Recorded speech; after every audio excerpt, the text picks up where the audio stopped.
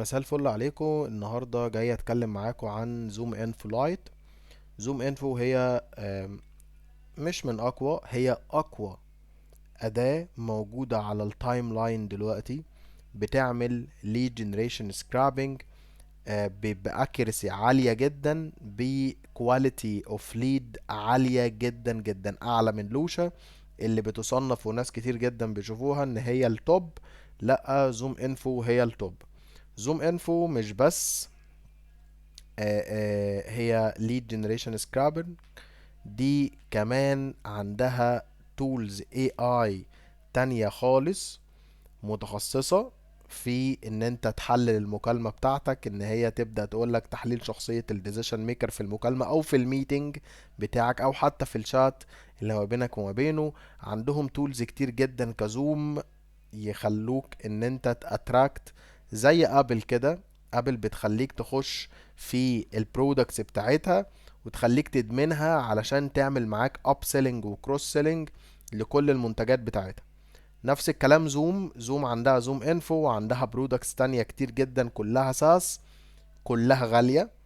آه كلها بتساعدك ان انت تجيب qualified deals للشركة ب CLV او ب Customer Lifetime Value عالية جدا جدا جدا. زي ما انتوا شايفين الانترفيس بتاع زوم انفو لايت ده بيقولك ان انت تقدر تسيرش من هنا. تقدر طبعا تابلود list of companies عادي من عندك على على اللابتوب. م... اوكي، تقدر تابلود عادي جدا، تدوس companies، ومن companies تقدر ان انت مثلا تحط الكومباني نيم مثلا جوجل، والكومباني يو ار ال ممكن تحط دي او دي. فانت تقدر تسلكت الفايل في اسماء الشركات، تقدر ان انت تحطه، بعدها بتبدأ هو يعمل لك مابينج انت عايز ايه بالظبط، وبيبدأ يظبط لك كل حاجة. بتبدأ انت تروح عامل لها ابلود، خلاص الفايل اترفع، بيبدأ هو يجيب لك كل الليدز ويملى لك السي اس في ديت بكل الليدز الكواليفايد. بس طبعا لازم تكون بريميوم، لان زوم انفو مش بيوفر كريدتس كتير. زوم انفو بيوفر في الشهر 5 ليدز فور فري. ولو حضرتك عملت كل التاسكات اللي مطلوبة منك تقدر تاخد 50 كريدت فور فري لأول شهر، بعد كده بتاخد 5 كريدتس عادي جدا. طيب، هنا ده انت بتقدر تفلتر عادي جدا ككونتاكس. تقدر تفلتر من فوق عادي زي ما كنا عملنا فلوشة قبل كده. انا عايز ماركتينج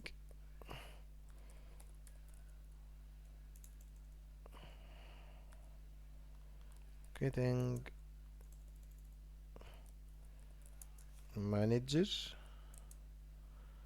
هنروح عاملين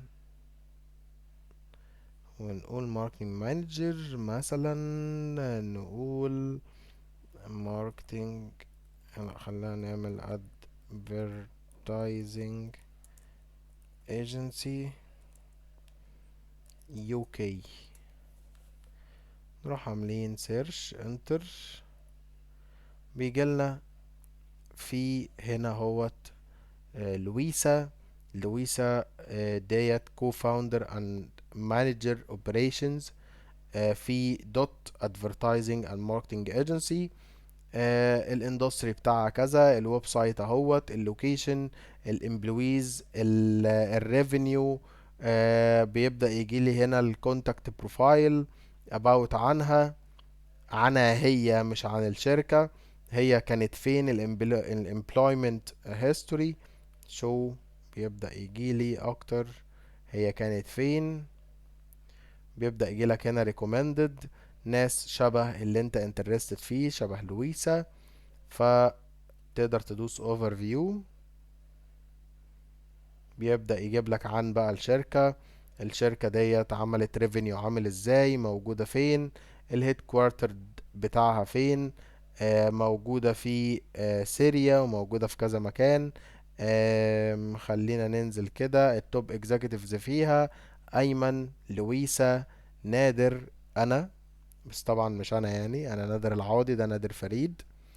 عندي هنا الاندستري، عندي البرودكتس اللي هم بيقدموها، وهنا الكومباني كودز، ودي بتكون كودز عالمية علشان تقدر تحافظ على اسمك وتقدر تبيع بشكل معين. طيب، ده كده بالنسبة لطريقة البحث الأولى. أنا باجي هنا عند Advanced Search،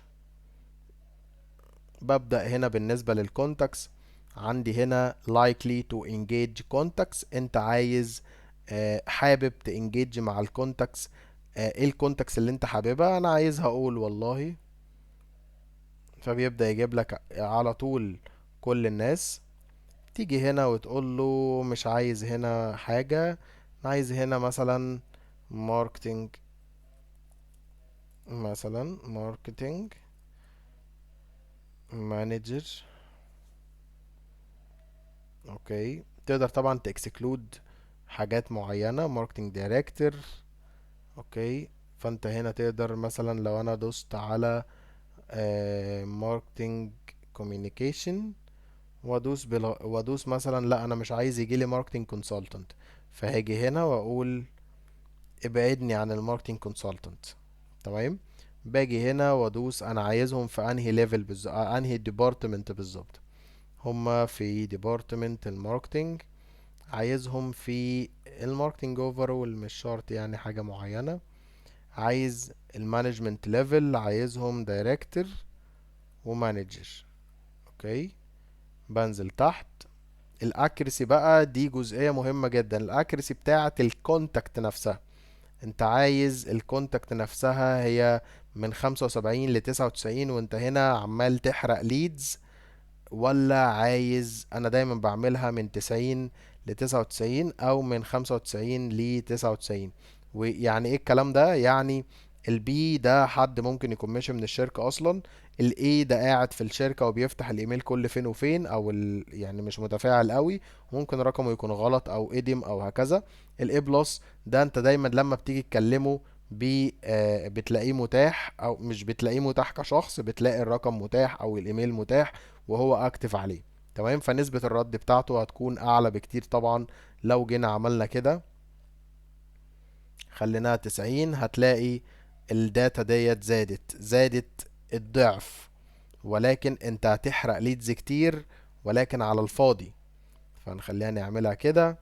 وانا جيت هنا قلت له انا مش عايز والله يعني انا عايز قصدي الكونتاكس او حاجات شبه اللي انا، الكونتاكس اللي انا او اكسكلود سوري الكونتاكس اللي انا جبتها اصلا قبل كده، علشان لو انا في نفس الفلتر، انا عامل نفس الفلتر او نفس الاي سي بي بتاعي اللي انا استخدمته قبل كده، بس انا عامل ليستس اوريدي ومش عايز الليدز اللي تجيلي من نفس الليستس ديت، فبعمل اكسكلود للليدز اللي شبه او الليدز بتاعتي اللي ممكن تكون موجودة هنا.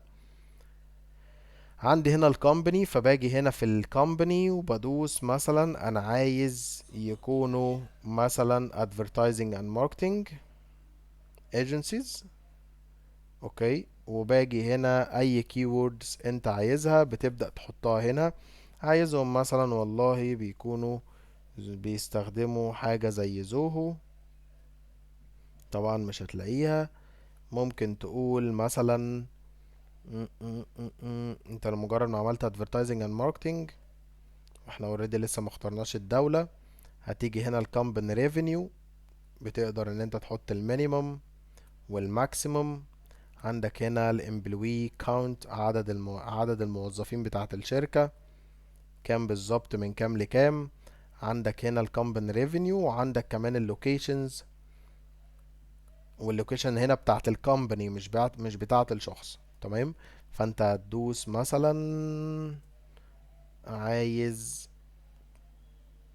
ألبانيا، بلد ممكن يعني في اتنين هم من ألبانيا. تمام، طيب خلينا نيجي هنا في بقى جزئية السكوب ده. السكوبس ديت انت بتبدأ تقول له انا عايز آه، آه، آم، افهم اكتر عن زي السيجنالز كده بتاعت بتاعت ابولو، وبتاعت آه، يعني بتاعت ابولو اكتر. بيبدأ هنا، بس هنا بكواليتي عالية، بيبدأ يقولك معلومات اكتر عشان تعرف تاوت ريتش الناس ديت وتعرف الشخصيات بتاعتهم وايه الحاجات اللي تقدر تقربك ما بينك وما بينهم. عندك هنا التكنولوجيز ودي معروفة، التكنولوجيز زي اللي موجودة في لوشا وزي اللي موجودة في ابولو. ابولو وزوم انفو بالنسبة لهم هما الاتنين علشان تحط التكنولوجيز فلازم تكون بتستخدم البريميوم اكاونت بتاعه. عندك هنا لو انت بتستخدم سي ار ام ففي سي ار ام اكاونت اونر، ده ببساطة بيخليك ان انت لما بتضيف اشخاص ممبرز داخل عندك على السي ار ام فتقدر توزع عليهم الليدز اللي انت بتجيبها من هنا دايركت على طول. زي ما انتوا شايفين في الصورة انت بيبدأ يسلكت باسماء الاشخاص على السي ار ام بتاعه اللي هو سيلز فورس، فبيبدأ يوزع دايركت على السي ار ام من زوم انفو نفسه.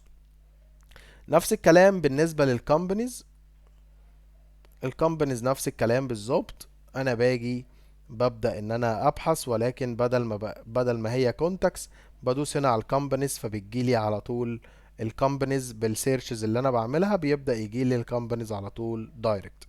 عندنا في جزئية مهمة جدا جدا وهي الجزئية بتاعة التولز. ايه التولز اللي بتتربط بزوم انفو؟ التولز كسي ار ام سيلز فورس هاب سبوت داينامكس مايكروسوفت داينامكس، وعندك زوهو وعندك شوجر سي ار ام وعندك بايب درايف. عندك كمان التولز اللي انت تقدر تكولابريت ما بينها وما بين زوم انفو مايكروسوفت تيمز وعندك سلاك. دي كل التولز اللي تقدر تربطها بزوم انفو لايت. تقدر تربط بهاب سبوت، تقدر تربط بزوهو، تقدر تربط ببايب درايف، تقدر تربط بسيلز فورس. لو قلت لي ايه احسن سي ار ام اشتغل عليه كبي تو بي هقول لك اعظمهم هو سيلز فورس، ولكن لو جيت قلت لك اعظمهم هو اغلاهم واغلاهم بفرق كبير جدا، ممكن اقول لك اني ممكن تستخدم زوهو. ده رقم واحد ارخص بالنسبة لمصر والخليج، رخيص، وبالنسبة للباقي ده كله. وكمان بايب درايف كويس جدا والكواليتي بتاعته حلوة جدا جدا. فزوهو وبايب درايف على قد الايد واقوياء جدا جدا جدا. تعال نشوف البرايسنج بتاع زوم انفو. شايف الارقام؟ زوم انفو بتوفر لك 25 كريدت فور فري مانثلي، بتوفر لك كويك عن ادفانسد سيرش، بتوفر لك 25 كريدت اوف ايميلز ادرس اند فون نمبرز، بتوفر لك كمان lists عشان تقدر تابلود lists معينة عشان تعمل داتا انريشمنت. عندك ويب سايتس لايت، وده ويب سايتس لايت ديت بتساعدك في ان انت تعرف الويب سايت بتاعك، الفيزيتورز بتوعك، الناس الترافيك عندك عامل ازاي، الحاجات زي كده. جوجل اكستنشن لايت فعلشان تكون عامل زوم انفو افري وير، فكل ما بتخش على ويب سايت تقدر تلاقي زوم انفو موجود هنا زي لوشا وابولو كده، تقدر تدوس عليه يبدأ يجيب لك الليدز على طول. موبايل اب لايت، يعني تقدر تحمل ابلكيشن زوم انفو لايت عادي جدا على الموبايل بتاعك، بيوفر لك كمان ديتيلد انسايت اون يور ليدز. تمام. طيب ده بالنسبة للمونثلي. لو انت دوست انيوال بقيت ب $250 في الشهر، ولكن انت بقى عندك، خلينا نعمل كده مونثلي الاول. عندك الباقة الاولى، الباقة الاولى دي بتوفر لك 200 كريدت في الشهر. تمام. 2000 فيوز مانث كل شهر. تمام. عندك هنا و2000 فيوز ديت علشان هو بيوفر لك كمية statistics كبيرة جدا جدا جدا. تمام. عندك هنا بالك اكسبورتنج وهنا كبالك اكسبورتنج، لان انت عندك ليميت لل200 فمش مش هتفيدك قوي. عندك انتنت لايت ودي جزئية عظيمة فيها في زوم انفو، لان زوم انفو اكتر تول بتوفر statistics وانسايتس، فلما تعمل انتنت لايت كمان معاها فانت هتكون خلاص وصلت للكواليفايد ليدز، مش محتاج اي حاجة تاني ورا زوم انفو. عندك البروفيشنال 1000 وتقريبا $1500 في الشهر لو انت بتدفع مانثلي. متاح ليك 3 اعضاء يخشوا معاك ب17,000 او $18,000 في السنة. تقدر ان انت ب 450 اكسبورت في الشهر. اكسبورت ده ان انت بتسلكت مثلا 10 15 ليد، 20 50 ليد، وتبدأ تكسبورت رقم التليفون وكل البيانات مرة واحدة في CSV فايل. تمام.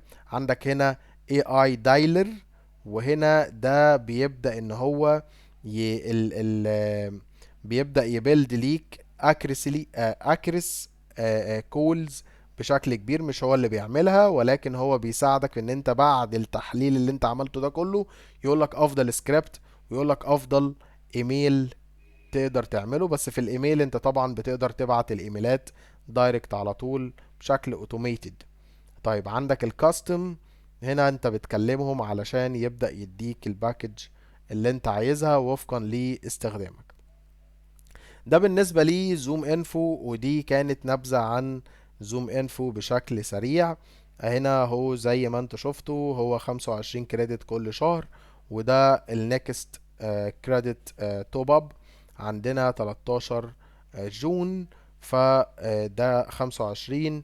فده كده بالنسبة لي اوفرول. طبعا هم واخدين ايزو GDPR CCPA، فده بالنسبة لي زوم انفو. اشوفكم على خير المحاضرة الجاية واحنا بنتكلم عن كاسبر وهانتر دوت اي او.